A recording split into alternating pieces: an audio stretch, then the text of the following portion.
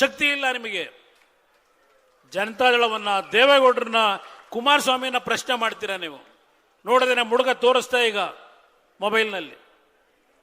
ಇವತ್ತು ನಾನು 2:55ಕ್ಕೆ ವಿಮಾನ ಹಿಡಿಬೇಕು. ನಾಳೆ ದಿನ ಕ್ಯಾಬಿನೆಟ್ ಇದೆ, ಮತ್ತೆ ಸಾಯಂಕಾಲ ಒಂದು ಮೀಟಿಂಗ್ ಇದೆ ನನಗೆ ದೆಹಲಿನಲ್ಲಿ. ಅದಕ್ಕೋಸ್ಕರ ಹೋಗ್ತಾ ಇದ್ದೇನೆ. ಈ ಸರ್ಕಾರಕ್ಕೆ ವೇದಿಕೆ ಮುಖಾಂತರ ಯಾವೊಂದು ಓಪನ್ ಡಿಬೇಟ್ ಅನ್ನ ಇದೇ ಫ್ರೀಡಂ ಪಾರ್ಕ್ನಲ್ಲಿ ಇವತ್ತು ಮಾತಾಡಲಿಕ್ಕೆ ಕಾಂಗ್ರೆಸ್ ನಾಯಕರು ತಯಾರಾಗಿದ್ದರೆ ಪ್ರಶ್ನೆ ನನಗೇನು ಕೇಳಿದ್ದೀರಿ? ನಾನು ವಿಧಾನಸಭೆಯ ಒಳಗೆ ಬರಲಿಕ್ಕೆ ಸಾಧ್ಯ ಇಲ್ಲ. ಇವತ್ತು ವೇದಿಕೆ ಸಿದ್ಧ ಮಾಡಿದ್ರೆ ಇಲ್ಲ ನಾನೇ ಸಿದ್ಧ ಮಾಡ್ತೀನಿ. ತಯಾರಾಗಿದ್ದರೆ ಕಾಂಗ್ರೆಸ್ನ 224 ಜನ ಇವತ್ತೇನು ಮಾಜಿ ಶಾಸಕರು, ಹಾಲಿ ಶಾಸಕರಿದ್ದೀರಿ, ನೀವೆಲ್ಲ ಬಂದು ಪ್ರಶ್ನೆ ಮಾಡಿ ಏಕಾಂಗಿಯಾಗಿ ಎದುರಿಸಲಿಕ್ಕೆ ಇವತ್ತು ಸಿದ್ಧ ಇದ್ದೇನೆ. ಹೆದರಿ ಓಡ್ತಕ್ಕಂಥ ಪ್ರಶ್ನೆ ಇಲ್ಲ. ಹೌದು, ದೇವೇಗೌಡರು 95ನೇ ಇಸ್ವಿನಲ್ಲಿ ಮುಖ್ಯಮಂತ್ರಿಯಾಗಿ ಯಾವ ಫೆಬ್ರವರಿ 2ನೇ ತಾರೀಕು ಒಂದು MOU ಆಯಿತು.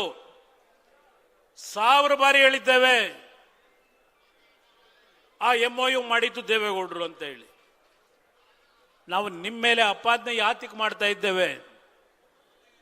ಯಾವೊಂದು MOU ಮಾಡಲಿಕ್ಕೆ ದೇವೇಗೌಡರು ಅವತ್ತು ಮಾಡಲಿಕ್ಕೆ ತೀರ್ಮಾನ ಇದೇ ರಾಮನಗರ ಜಿಲ್ಲೆ, ಈಗ ಬೆಂಗಳೂರು ದಕ್ಷಿಣ ಜಿಲ್ಲೆ, ರಾಮನಗರ ತೆಗೆದುಬಿಟ್ರಿ ಈಗ. ಯಾಕೆಂದ್ರೆ ಬೆಂಗಳೂರು ದಕ್ಷಿಣ ಅಂದ್ರೆ ಭೂಮಿ ಬೆಲೆ ಗಗನಕ್ಕೆ ಇರುತ್ತೆ. ಕನಕಪುರದಲ್ಲಿ ಭಾಷಣ ಮಾಡ್ತೀರಿ, ಯಾವ ನಮ್ಮ ರೈತರು ಬೆಂಗಳೂರು ದಕ್ಷಿಣ ಜಿಲ್ಲೆನಲ್ಲಿ ಜಮೀನು ಮಾರಾಟ ಮಾಡಬೇಡಿ, ನಿಮ್ಮ ಬೆಲೆ ಆಕಾಶಕ್ಕೆ ಇರ್ತದೆ, ಗಗನ ಮುಟ್ಟುತ್ತೆ, ಮಾರಾಟ ಮಾಡಬೇಡಿ ಅಂತ ಹೇಳದಂತ ಮಿಸ್ಟರ್ ಶಿವಕುಮಾರ್ ಇವತ್ತು ಬಿಡದಿಯ ನನ್ನ ರೈತರು ಯಾವೊಂದು ಕೃಷಿಯನ್ನ ಮಾಡ್ತಾ ಇದ್ದಾರೆ, ಹಾಲನ್ನು ಉತ್ಪಾದನೆ ಮಾಡಿ ಇವತ್ತು ನಿಮ್ಮ ಬೆಂಗಳೂರು ಡೈರಿಗೆ ಆಗ್ತಾ ಇದ್ದಾರೆ. ಈ ತೀರ್ಮಾನ ಮಾಡಿದ್ದು ಕುಮಾರಸ್ವಾಮಿನೇ. ಹೌದು, ಇದು ಕುಮಾರಸ್ವಾಮಿ ಕೂಸೆ. ಇದು 1000 ಬಾರಿ ಹೇಳಿದ್ದೆ ನಾನು. ಯಾವ ದೇವೇಗೌಡರು ಅವತ್ತು ತೆಗೆದುಕೊಳ್ಳಲಿಕ್ಕೆ ನಿರ್ಣಯ ಮಾಡಲಿಕ್ಕೆ ಕಾರಣ, ಅವತ್ತಿನ ಸರ್ಕಾರದ ಒಂದು ವರ್ಷದ ಬಜೆಟ್ ಕೇವಲ 3-3.5 ಸಾವಿರ ಕೋಟಿ ರೂಪಾಯಿಗಳು. ಇವತ್ತು ನಮ್ಮ ಸರ್ಕಾರದ ಬಜೆಟ್ 4.5 ಲಕ್ಷ ಕೋಟಿ. ಅವತ್ತು ದೇವೇಗೌಡರು ಮುಖ್ಯಮಂತ್ರಿಗಳಿದ್ದಾಗ ಕೇವಲ 3,000 ಕೋಟಿ ಅವತ್ತಿನ ಬಜೆಟ್ ಆರ್ಥಿಕ ವರ್ಷಕ್ಕೆ. ಯಾವೊಂದು ಬಿಡದಿ ಮಾಯಗಾನಹಳ್ಳಿ ಹತ್ರ ಒಂದು ಶಾಲಾ ಬಸ್ಸು ಅಪಘಾತಕ್ಕೊಳಗಾಗಿ 10-12 ಮಕ್ಕಳು ಅಲ್ಲಿ ಜೀವ ಹೋಯಿತು.